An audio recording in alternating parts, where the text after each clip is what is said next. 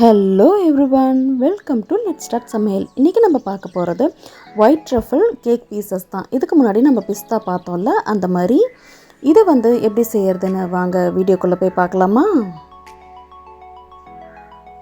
அதுக்கு நான் ஃபஸ்ட்டே கேக் பேஸ் ரெடி பண்ணிட்டேங்க. இது வெண்ணிலா ஸ்பாஞ்ச் தான். நம்ம ஏற்கனவே வெண்ணிலா டீ கேக் எப்படி செய்கிறதுன்னு நான் உங்களுக்கு வீடியோ போட்டிருக்கேன். அதோட லிங்க்கை கூட உங்களுக்கு டிஸ்கிரிப்ஷனில் கொடுக்குறேன், பார்த்துக்கோங்க. இப்போ இதுக்கு மேலே சுகர் சிரப் அப்ளை பண்ணிடலாம். நம்ம எப்பவும் போல் கேக் மெத்தட் தான். இதுக்கு நம்ம பீஸ் கேக் எப்படி பண்ணுவோமோ அதே மாதிரி தான். இதுக்கு முன்னாடி நம்ம பிஸ்தா கேக் கூட பண்ணியிருக்கோம்ல, அதே மெத்தட் தான். இப்போ விப்பிங் க்ரீம் நான் ரெடி பண்ணி வச்சுருக்கேன். அதை நம்ம இப்போ அப்ளை பண்ணிடலாம். இதில் நடுவில் நான் எந்த ஃபில்லிங்கும் கொடுக்க போகிறது இல்லைங்க. ஏன்னா இது முழுக்க நம்ம மேலே மட்டும்தான் கொடுக்க போகிறோம். ஏன்னா கேக் பீஸ் போட போகிறதுனால நமக்கு அது போடும் போது என்ன ஆகும்னா ஒரு மாதிரி வெளியெல்லாம் வர ஆரம்பிச்சிரும். அது கொஞ்சம் செட் ஆகாது இதுக்கு. அதனால் நம்ம இந்த மாதிரி கொடுக்கலாம். கேக் பீசஸ்க்கு எப்போவுமே இந்த மாதிரி கொடுத்தா போதும். உள்ள ஸ்டஃபிங் அவாய்ட் பண்ணிக்கலாம். நம்ம இப்போ இதே ஒயிட் ஃபாரஸ்ட், பிளாக் ஃபாரஸ்ட் அந்த மாதிரிக்கு கொடுக்கலாம். இதுக்கு கொஞ்சம் கொடுக்க முடியாது, வழிய ஆரம்பிக்கும். அதனால் இப்போ அதே மாதிரி நம்ம 2வது லேயர் 3வது லேயரையும் அதே மாதிரி நம்ம அப்ளை பண்ணி வச்சுக்கலாம்.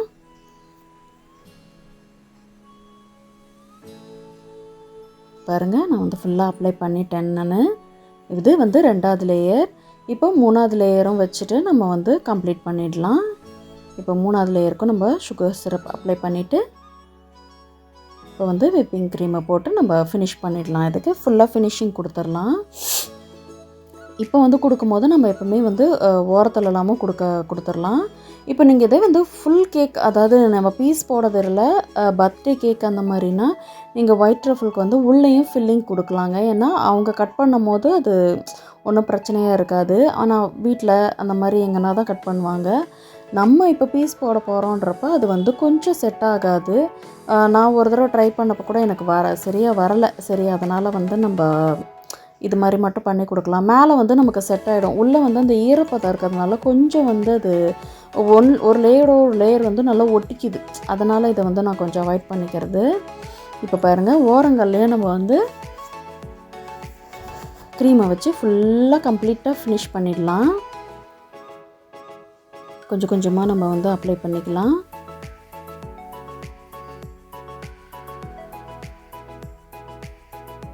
இப்போ பாருங்கள், அப்ளை பண்ணிவிட்டு நம்ம இதை ஃபினிஷ் பண்ணிடலாம்.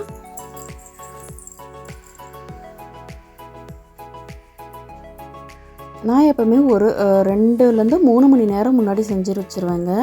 அப்போ தான் கேக் பீஸ் போடும் போது நமக்கு அந்த க்ரம்ஸ் விழாமல் இருக்கும். அதுக்காக இப்போ நான் உங்களுக்கு கட் பண்ணோன்னா கூட காமிக்கிறேன் பாருங்கள், அவ்வளோவா க்ரம்ஸ் விழாது. இதே நம்ம செட் ஆகாமல் கட் பண்ணிட்டோன்னா ரொம்ப அந்த உள்ளே இருக்க கேக் ஒரு மாதிரி பவுடராக வர மாதிரி, நம்ம கேக்கு பர்த்டே கேக்லாம் வெட்டும் போது எப்படி கொஞ்சம் க்ரம்ஸ் விழுது பாருங்கள், தூளாக அந்த கேக் தூளாக ஆகிற மாதிரி இருக்கும். அந்த மாதிரி இருக்கும். கொஞ்சம் ஃபினிஷிங் நல்லா இருக்காது. அதனால் நம்ம எப்போவுமே செஞ்சுட்டு ஒரு 3லேருந்து 4 மணி நேரம் நம்ம நல்லா செட் பண்ணிட்டோம்னா நல்லாயிருக்கும். நான் எப்போவுமே என்ன பண்ணுவேன்னா, மத்தியானம் செஞ்சுட்டு ஈவினிங் போல் ஒரு 6 o'clock, ஒரு 2-3 o'clock முடிச்சிருவேன். 2:30க்குள்ளே முடிச்சிருவேன். முடிச்சுட்டு நம்ம கொடுக்குறப்ப 6 o'clock நான் 6:30க்கு ஆரம்பிப்பேன் கட் பண்ணி பீஸ் போடுறது அதெல்லாம். அப்போ கரெக்டாக இருக்கும். பீஸ் போட்டு நம்ம கட் பண்ணி வச்சிட்டோன்னா நம்ம ஒரு 5 மணி நேரம் அது கூட செட் ஆகணுங்க. அப்போ நல்லாயிருக்கும். என்னென்னா நமக்கு செட் ஆகி கொடுத்தோன்னா நமக்கு எடுக்கும் போதும் கொஞ்சம் ஈஸியாக இருக்கும். நான் உங்களுக்கு ஷாப்புக்கு கொடுத்தப்போ ஒரு பாக்ஸில் போட்டு தான் கொடுத்துட்ருந்தேன். அதே மாதிரி தான் கொடுக்குறேன்.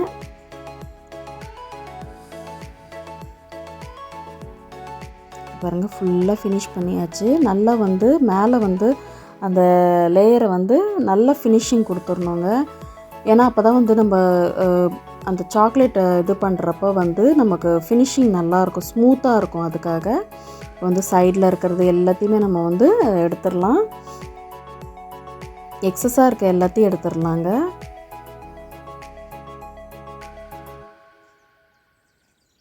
எடுத்துகிட்டு கூட நம்ம என்ன பண்ணலான்னா, கொஞ்சம் நேரம் ஃப்ரிட்ஜில் செட் பண்ணி எடுத்துகிட்டு அப்புறமா கூட நம்ம ரெடி அதாவது அந்த சாக்லேட்டு கனாஷ் ஊற்றலாம். அதாவது ஒயிட் சாக்லேட்டு ட்ரஃபிள்க்கு உண்டான கனாஷை நான் வந்து ஒரு 1/2 அன் ஹவர் வச்சு எடுத்துட்டேன். என்னென்னா இது சாக்லேட் கனாஷ் வந்து அப்போ தான் செட் ஆகும் சட்டுன்னு. ஆனால் சாக்லேட் கனாஷ் ஊற்றின உடனே நீங்கள் வந்து கடகடன்னு அப்ளை பண்ணிடணுங்க. ரொம்ப ஸ்லோவாக பண்ணோன்னா என்ன ஆகும்னா சாக்லேட் அப்படியே செட் ஆக ஆரம்பிச்சிரும். இது கொஞ்சம் ப்ராப்ளம் இருக்குங்க இதில். அதனால் வந்து சாக்லேட் கனாஷ் எப்போவுமே ரெடி பண்ண உடனே இது வந்து கொஞ்சம் கூல் டவுன் ஆகணும். ஏன்னா சுட சுட இருக்கும். அதனால் நம்ம வந்து கொஞ்சம் கூல் பண்ணிவிட்டு இதை வந்து கடகடன்னு ஊற்றிட்டு உடனே நம்ம வந்து ஸ்ப்ரெட் பண்ணிடணுங்க. இல்லைன்னா வந்து கனாஷ் அப்படியே செட் ஆக ஆரம்பிச்சிரும். ஏன்னா சாக்லேட் வந்து நமக்கு கூலிங் இருந்ததுன்னா டக்குன்னு செட் ஆகிடுங்க. இப்போ பாருங்கள் நான் அவ்வளோ வேகமாக பண்ணிகிட்ருக்கிறேன். இல்லைன்னா வந்து சீக்கிரமே செட் ஆகிடுங்க. அது செட் ஆகிடுச்சுன்னா நமக்கு வந்து மறுபடியும் அது கொஞ்சம் ப்ராசஸ் மாதிரி இருக்கும். மறுபடியும் நம்ம வந்து மறுபடியும் இன்னும் கொஞ்சம் சாக்லேட் ரெடி பண்ணி போடணும். அதனால் ஊற்றினோடனே கடகடன்னு நம்ம பண்ணிடணும். எதனாலனா கேக்கோட அந்த க்ரீம் விப்பிங் க்ரீம் இருக்குது இல்லைங்களா, அது வந்து நமக்கு சில்லுன்னு இருக்கும். அந்த சில்னஸ்க்கு வந்து இந்த சாக்லேட் சீக்கிரம் செட் ஆகும். இப்போ நம்ம ஹோம்மேட் சாக்லேட் செய்கிறப்ப கூட என்ன பண்ணுறோன்னா ஃப்ரிட்ஜில் வைக்கிறோம்ல, ஒரு 10 நிமிஷம் 20 நிமிஷம் வச்சாலே செட் ஆகிடும். அது செட் ஆனால் தான் நம்மளால் எடுக்க முடியும் அந்த மோல்ட்லேருந்து. நான் உங்களுக்கு சாக்லேட் வீடியோ கூட போட்டிருப்பேன் பாருங்கள், ஹோம்மேட் சாக்லேட் வீடியோ. அதில் கூட காமிச்சிருப்பேன் கரெக்டாக. அந்த மாதிரி இது கொஞ்சம் செட் ஆகிடும். அதுக்கப்புறம் ரொம்ப எடுக்கிறது கஷ்டமாக இருக்கும். அதனால் நம்ம என்ன பண்ணலான்னா நம்ம வந்து கடகடன்னு அப்ளை பண்ணிவிட்டு இப்போ வந்து இதை கொண்டு போய் நம்ம ஃப்ரிட்ஜில் வச்சிடலாங்க. வச்சுட்டு ஒரு 3 மணி நேரம் 3 மணிலேருந்து 4 மணி நேரம் வச்சிடலாம். நல்லா செட் ஆகிடுச்சுன்னா நமக்கு பீஸ் போடும் போது பர்ஃபெக்டாக வரும். இப்போ இது வந்து நம்ம கொண்டு போய் ஃப்ரிட்ஜில் வச்சிடலாம். இப்போ பாருங்கள் வச்ச உடனே அந்த சாக்லேட் பாருங்கள் இன்னும் நல்லாவே செட் ஆகிடுச்சு. நல்லா சூப்பராக செட் ஆகிடுச்சு. இப்போ வந்து நம்ம பீசஸ் போட்டுடலாங்க.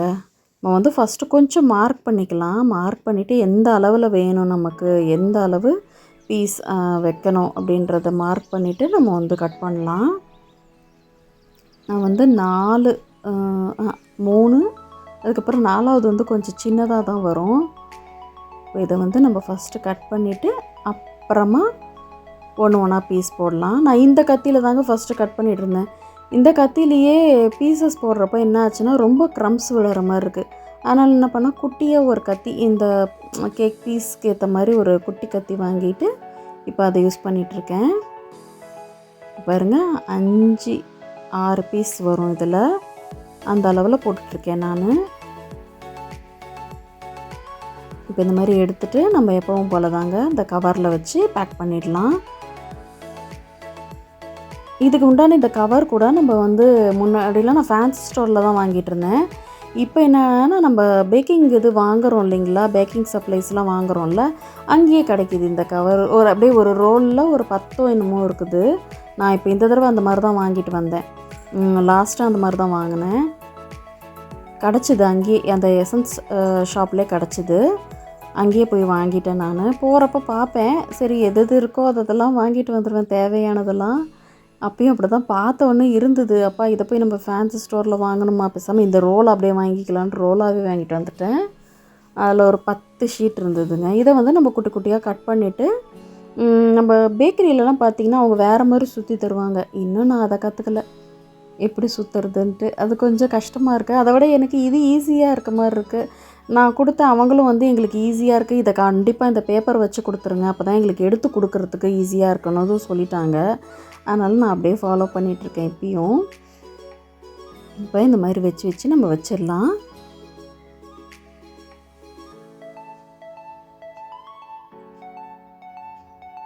பாருங்கள் அவ்வளோதான், நம்ம கேக் பீசஸ்லாம் இதே மாதிரி போட்டு எல்லாத்தையும் ரெடி பண்ணிடலாம்.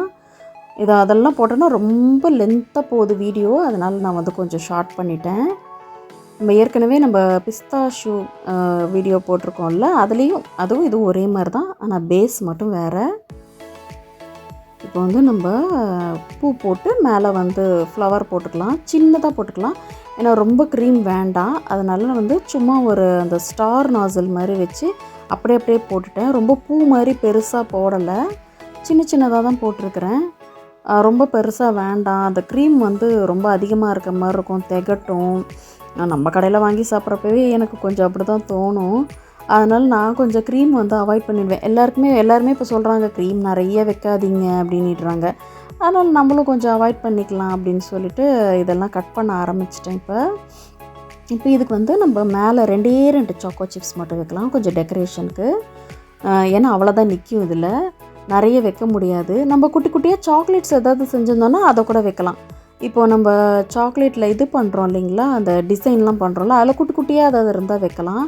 என்கிட்ட வந்து இப்போ எதுவும் இல்லை. சரி நம்ம எப்பவும் போல் நம்ம சாக்கோ சிப்ஸே வச்சிடலாம் அப்படின்னு சொல்லிட்டு நம்ம வந்து சாக்கோ சிப்ஸ் வச்சுருக்கேன். மற்ற கேக்குக்கு ஒயிட் வைப்பேன், அதாவது ரோஸ் மில்க்குக்கு ஒயிட் வைப்பேன், இதுக்கு வந்து பிளாக் வைப்பேன். அதாவது டார்க் சாக்லேட் சிப்ஸ். அவ்வளோதாங்க, நம்ம எல்லாத்துக்கும் வச்சு முடித்தாச்சு. பாருங்கள் எவ்வளோ ஈஸியாக முடித்தாச்சு. ஆனால் பழகிட்டால் கொஞ்சம் ஈஸி தாங்க, பழகிற வரைக்கும் எல்லாம் கொஞ்சம் கஷ்டமாக தான் இருக்கும். இதை நீங்களும் கண்டிப்பாக ட்ரை பண்ணி பாருங்கங்க, ரொம்பவே சூப்பராக வரும். நீங்கள் வேணும்னா ஒரு குட்டி அளவில் செஞ்சு பாருங்கள். இதை நீங்களும் கண்டிப்பாக ட்ரை பண்ணுங்கள். ட்ரை பண்ணி பார்த்துட்டு எனக்கு கமெண்ட்டில் எப்படி வந்ததுன்னு சொல்லுங்கள். அடுத்த வீடியோவில் உங்களை பார்க்குற வரைக்கும் தேங்க்யூ, பாய்.